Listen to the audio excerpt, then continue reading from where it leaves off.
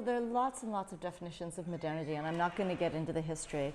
But I would say that the first definition of modernity is basically a way of identifying oneself through time rather than through place or through religion or something like that. But in addition to that kind of awareness of time, there comes in the 19th century a sense that there's a movement that is also based in geography. That is, that there's a movement of development, particularly in the thought of Hegel, which of course moves towards the West. So the idea of the present becomes associated with a particular geography, and there's an assumption that this notion of progress is always in the singular. So the odd thing about modernity is that it's always something aspirational. That is, it's always a claim that either one is moving towards it, or one will get more modern, or one's going to do something that becomes more modern, or that the modern is always a step away. When one thinks about the modern in relation to other places, that's what becomes really interesting, because the presumption of the modern as being located in the West is something that other places adopt. But when one looks at the actual practices that are taking place in multiple places, it becomes much, much more complex. That is, there isn't a modern that happens in Paris that later becomes mimicked somewhere else, but rather the things that were part of a modern in a particular location are useful at different times in different places. So, for example, when I was working on Ottoman museums, at first I thought that they were starting later than the rest of the world. Then I realized they were actually emerging around the same time as another peripheral region, which is the United States. Or when I moved to Switzerland, I found out that the model of encyclopedic museums that we assume to be part of the modern, well, Switzerland doesn't have any encyclopedic museums. And in fact, while I think of Switzerland as being in Central Europe, so very Western, they think of themselves as peripheral in that historical sense. And so the modern becomes a measure between the center and the periphery. It becomes a measure of power, even though it's this thing which is coded as temporal. Well, first of all, let me make a differentiation just to start with between the notion of the modern and the notion of the contemporary. Because I would say the contemporary period, which I'll take out of this answer, the contemporary period is really much more measurable from a certain kind of internationalism. That is not just that one wants to be connected to the rest of the world, which I think is always the case, but the contemporary artistic period is one in which there's an enormous amount of perpetual access. That is, one almost can't stand outside of a kind of globalized access. Now, when we talk about the modern period in Turkey, art comes into Turkey as part of a process of engagement with practices that were always, to a certain extent, present because there are multiple populations in the Ottoman Empire, but becomes something that is aspirational towards taking on an identity that's associated with Europe. This taking on of identity, increasingly after the late 1920s and 30s, becomes associated with secularism. It's not necessarily associated with it, and there are divergent views of this. That is, often the dominant ideology of secularism becomes closely associated with modern practice, but often religious identities are almost folded into the art in ways that are visible only if one knows them, so they're sort of coded. But so the reason I'm bringing this up, this issue of secularism, religion, is that everything is political at the moment that you have a practice that is coded as part of an identification with the other. And so the very term of making art itself, the types of practices which become dominant, are part of a politics. And that politics changes over time. Its identifications change over time. Another example of that is the history of doing so-called traditional arts in Turkey in the modern period. That is, of course, you don't have traditional art until you have something opposed to it, which is the thing that's new. So the moment you identify this thing as Islamic art or as traditional art, you're putting it in a category that's outside of the normal. And yet, this was also part of the instruction practice at the Academy from the moment of its founding. So there was a consciousness of maintaining this practice, but that practice has not been part of what's considered, when you think of artistic practice, that isn't what people thought of as the mainstream artistic practice for most of the modern period. So I can't imagine any way in which it's possible to think of art in Turkey outside of a political framework. But to be fair, much as people tend to think that art anywhere can be thought of outside of a political framework, that is also to me a political desire. That is, for me, art is always grounded in the political, whether or not one wants to acknowledge that either as an artist or as a critic or as a historian. Okay, I think that when we're thinking about traditional and modern, first of all, we need to remember that modern is something that differentiates itself from something. And there are two ways that it can differentiate itself. One of them, and I would say the first, is against the traditions of high culture in the West. That's the way in which Western modern art is defined. Another way is as associated with the production of modernity, which is the way I think a lot of non-European countries conceive of the modern. Within that, there are two other differentiations which can take place through the modern. One of them is against preceding high arts, and the other one is against the aesthetic production of the people, which often sort of get defined as the folk. Now, both of these categories are, of course, very complicated because their media is not necessarily the same kind of media as produced in modern art, because modern art has generally focused on painting and sculpture because they're following the models of the Western artistic practice. So actually there's a great loss in the diversity of materials, practices, expressive practices, and so on. The ways in which modern art has often related itself with the traditional is through the production of examples that are drawn from the aesthetic patterns either of high art or of folk arts. So much as in the 19th century, imperial states created sort of pattern books through which to define the aesthetic look of the other for industry, modern art tended to define its national identity through certain kinds of patterns and practices that were identified as national. But these tend to be quite superficial observations, like a reuse of a pattern. What I find much more interesting in analyzing modern art is when actually artists were deeply engaged with the aesthetic practices of an earlier regime and are translating them into an artistic practice which looks like the modern, but in a sense becomes bilingual. So for example, there are several artists in they were initially in the Ottoman Empire, which became Turkey, and their fathers were calligraphers and they were painters. And so they have paintings in which they do still lifes which include calligraphy. So one has multiple layers of legibility as a Western still life, as a calligraphy within a painting, and often the calligraphy is hidden. And so it becomes something of the past within a narration of time that's in the painting itself. And those kinds of translations I find really exciting. And I find them just as exciting. There are contemporary artists also who become aware of the thematics and the conceptual methods of things that are from either earlier parts of their own culture or other cultures, and that becomes integrated into contemporary practice.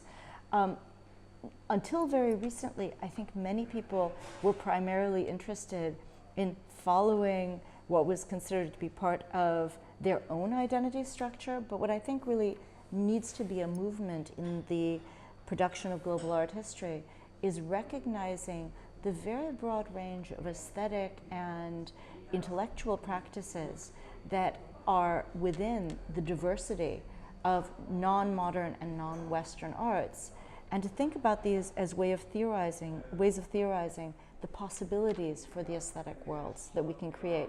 So I feel like we really need to move away from, what is this relationship between the modern and the traditional, but also think about what are the intellectual underpinnings, the conceptual underpinnings of the pre-modern, which we've labeled traditional, and how can we rethink these in vocabularies which are part of our living cultures.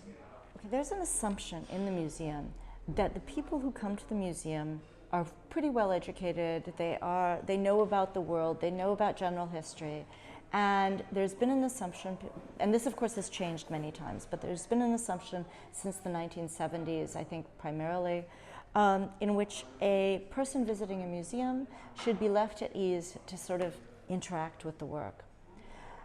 Now, I think that's a problem in many cases. I think it's a problem not only with non-Western art, which is what you asked me about, but it's also a problem with ancient art. That is, let's say we're going into the Altes Museum and we're seeing all these statues. In the early 19th century, when these statues became of interest in Europe, everybody had an amazing education in the classics. So when they saw a statue of Aphrodite, they knew exactly what story it was from. They understood what the implications and the nuances of this story were. We don't have that. Very, very few people have this education in classics. And so I think when we go into some place like the Altes Museum, we lose a lot of the nuance and the potential expressiveness of this art because we simply don't know the stories. We are looking at them as subjects who are from what I would call a post-Christian age. Similarly, when we go to an exhibit of, let's say, African art, we are looking at works that since the mid-20th century have been defined as sculptures. And the practices through which they were defined as sculptures were deeply rooted in the ways in which people thought of other peoples at that time, which aren't appropriate today. And so one of the main figures who brought African art into the West, Eisenstein, he writes about how African sculptures should be thought of as sort of bringing into a primal spirit of sculpture, and therefore they can inform modern sculpture. But we actually really shouldn't care what those people thought of their own sculptures and how they functioned socially. So if we go to the museum and appreciate these sculptures, we have absolutely no interface with even the mere fact that there was and is an intellectual culture that grounds the forms that we're looking at. The only way we can look at them is through the vocabularies that we have. Now, when we come to something that I work with, which is Islamic art, the first thing that everybody says is this issue of the prohibition of the image. To me, whether the image is prohibited or not, which changes vastly across history and across actual examples, it's kind of beside the point.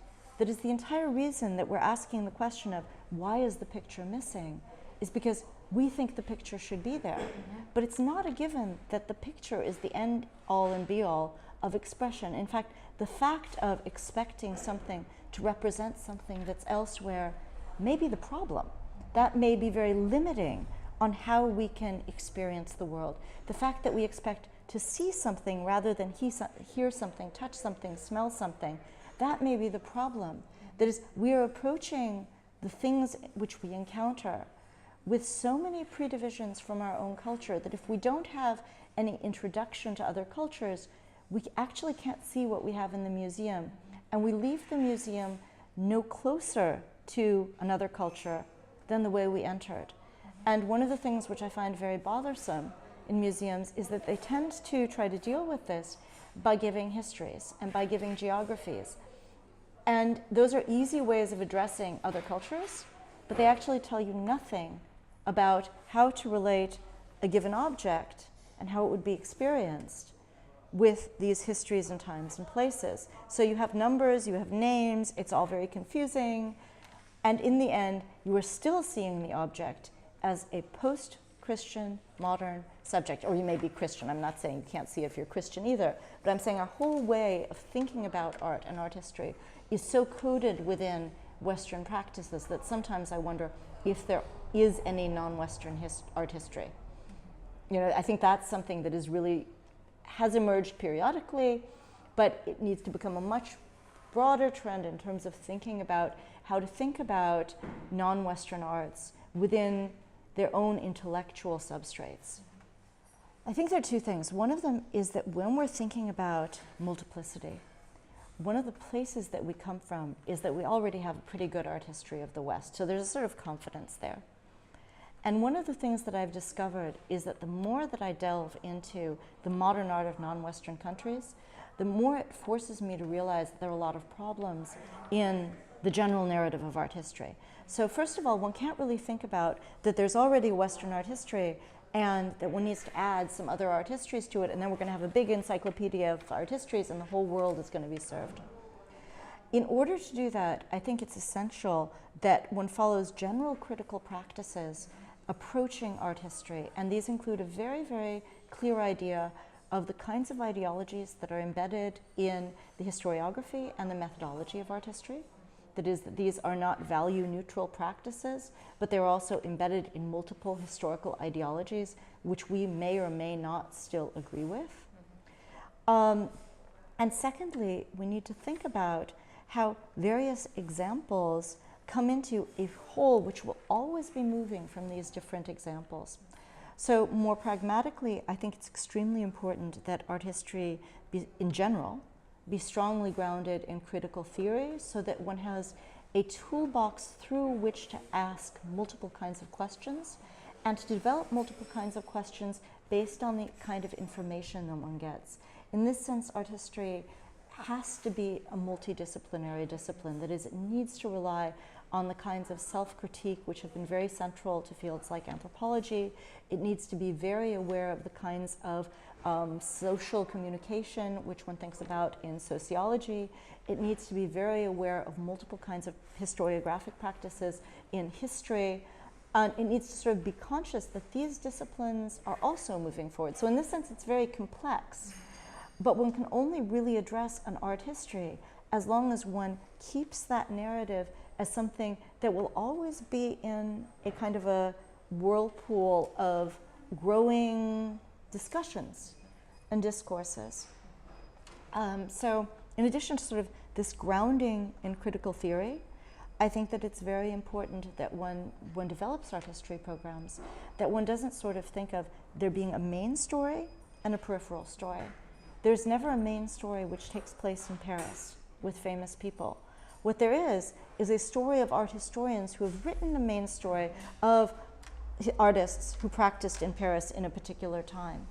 We need to be aware of this art historical practice so that we can also think about these important people in conjunction with the relationships that we were in.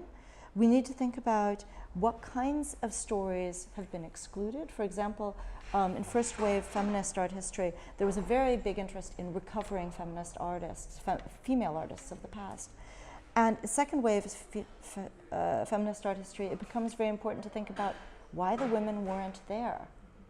So the question is not only let's recover what kinds of arts were made in different parts of the world, but let's think about the conditions which made it possible for certain people to make art, to sell art, to become part of an artistic discourse, and for certain people perhaps not to enter in those environments. And this can be issues of class, this can be issues of race, but again, these are not something that's unique to the non-West, but this needs to be a destabilization of the assumed hierarchies of a general art history, which comes from a kind of celebration of the nation to something which I find extremely important in societies which are democratic and diverse, which is that one becomes able to critique and rethink history from multiple perspectives, both the voices that were there and the voices that maybe were not there, but have something to say about what has happened in the past.